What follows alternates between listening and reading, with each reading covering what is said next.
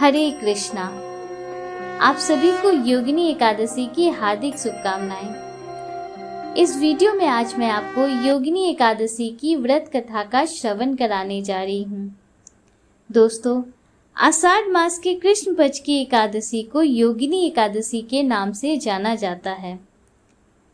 ऐसा कहते हैं कि योगिनी एकादशी का उपवास रखने से समस्त पापों का नाश होता है तथा इस लोक में भोग और परलोक मुक्ति भी मिलती है। अगर किसी वजह से आज के दिन आप एकादशी का व्रत ना भी कर पाएं, तो भी आपको एकादशी के नियमों का पालन जरूर करना चाहिए और व्रत कथा का श्रवण जरूर करना चाहिए। आपको व्रत के समान पुण्य फल की ही प्राप्ति होगी। आइए कथा प्रारंभ करते हैं। प्रेम से बोलिए गौरी पुत्र गणेश की जय। महाभारत काल की बात है। एक बार धर्मराज युधिष्ठिर ने भगवान श्री कृष्ण से कहा, हे त्रिलोकीनाथ, मैंने ज्येष्ठ माह के शुक्ल पक्ष की निर्जला एकादशी की कथा आपसे सुनी। अब आप कृपा करके आषाढ़ माह के कृष्ण पक्ष की एकादशी की कथा सुनाइए। इस एकादशी का क्या नाम है तथा महात्म्य क्या है, वह सब आप मुझे विस्तार पूर्वक बताइए। श्री कृष्ण ने कहा, हे पांडुपुत्र, आषाढ़ माह के कृष्ण पक्ष की एकादशी का नाम योगिनी एकादशी है।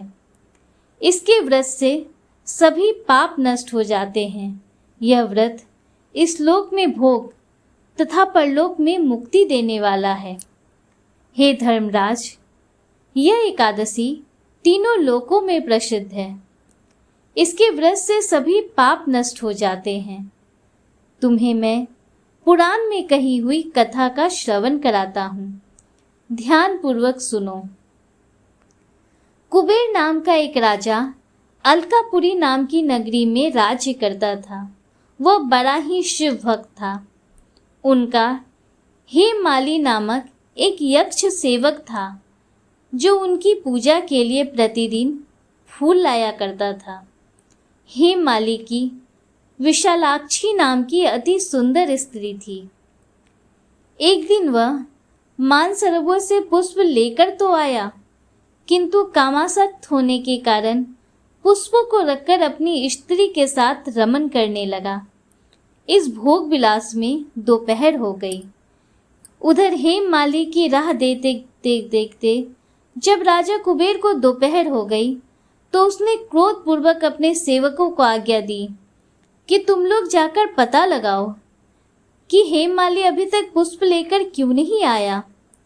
जब सेवकों ने उसका पता लगा लिया, तो राजा के पास जाकर बताया, हे राजन, वह हेममाली तो अपनी स्त्री के साथ रमन कर रहा है। इस बात को सुन राजा कुबेर ने हेममाली को बुलाने की आज्ञा दी। डर से कांपता हुआ हेममाली राजा के सामने उपस्थित हुआ। उसे देखकर कुबेर को अत्यंत क्रोध आया और उसके होंठ फरफराने लगे। राजा ने कहा, अरे अधम, तूने मेरे परम पूजनीय देवों के भी देव भगवान शिवजी का अपमान किया है। मैं तुझे श्राप देता हूँ कि तू स्त्री के वियोग में तड़पे और मृत्यु लोक में जाकर एक कोढ़ी का जीवन व्यतीत करे। कुबेर के श्राप से हेममाली तत्क्षण स्वर्ग से पृथ्वी पर आ गिरा और कोढ़ी हो गया। उसकी स्त्री भी उससे बिछड़ गई।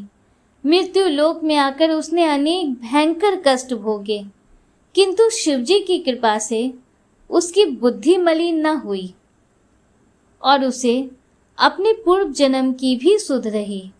अनेक कष्टों को भोगता हुआ तथा अपने पूर्व जन्म के कुकर्मों को याद करता हुआ वह हिमालय पर्वत की तरफ चल पड़ा। चलते चलते वह मार्कंड ऋषि के आश्रम में आ पहुंचा। वह ऋषि अत्यंत वृद्ध तपस्वी थे। वह दूसरे ब्रह्मा के समान प्रतीत हो रहे थे और उनका वह आश्रम ब्रह्मा की सभा के समान ही शोभा दे रहा था। ऋषि को देखकर हेममाली वहां गया और उन्हें प्रणाम करके उनके चरणों में गिर पड़ा। हेममाली को देखकर मार्कंड ऋषि ने कहा, तूने कौन से निकृष्ट कर्म किए हैं जिससे तू कोढ़ी हुआ और भयानक कष्ट भोग रहा है? महर्षि की बात सुनकर हेममाली बोला, हे मुनि श्रेष्ठ, मैं राजा कुबेर का अनुचर था। मेरा नाम हेममाली है। मैं प्रतिदिन मानसरोवर से पुष्प लाकर शिवजी की पूजा के समय राजा कुबेर को दिया करता था। एक दिन पत्नी सहवास के सुख में फंस जाने के कारण मुझे समय का ज्ञान ही नहीं रहा और दोपहर तक पुष्प न पहुंचा सका।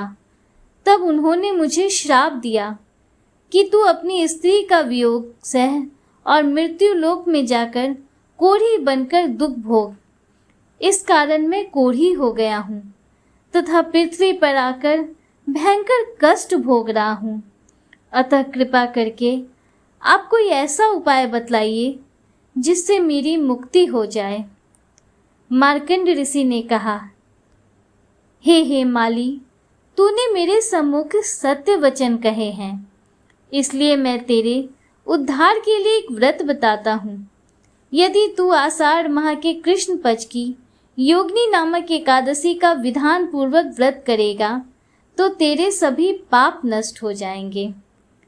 महर्षि के वचन सुन हेममाली अति प्रसन्न हुआ और उनके वचनों के अनुसार योगिनी एकादशी का विधान पूर्वक व्रत करने लगा। इस व्रत के प्रभाव से हेममाली अपने पुराने स्वरूप में आ गया और अपनी स्त्री के साथ सुखपूर्वक रहने लगा। भगवान श्री कृष्ण ने कहा है, हे राजन, इस योगिनी एकादशी की कथा का फल 88,000 ब्राह्मणों को भोजन कराने के बराबर है।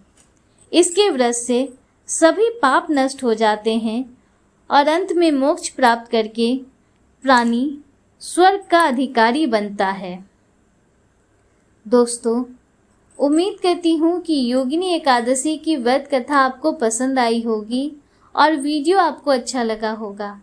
अगर वीडियो आपको अच्छा लगा है तो वीडियो को लाइक कीजिए, दूसरों के साथ शेयर कीजिए, कमेंट में हर हर महादेव, जय श्री राधे कृष्णा जरूर लिखिए।